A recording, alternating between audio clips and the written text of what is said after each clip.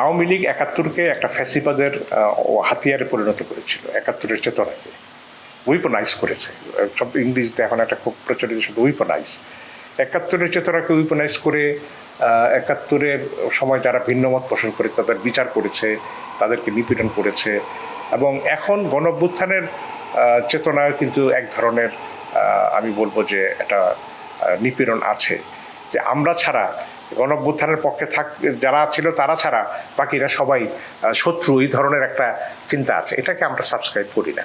আমরা মনে করি যদি জাতীয় ঐক্য করতে হয় তাইলে এই জাতীয় ঐক্য মানে জমির এক পাশটা আমার নিয়ে আমি ঐক্য করলাম, এটা জাতীয় ঐক্য নয়। সবাইকে আনতে হবে। যারা গণঅভ্যুত্থানের সময় গণহত্যায় জড়িত ছিল, সরাসরি গুম খুন সঙ্গে গত 15 বছরে জড়িত ছিল, এসব ব্যক্তিবর্গ ছাড়া বাকি সবাই তো গণতন্ত্রে বিশ্বাসী।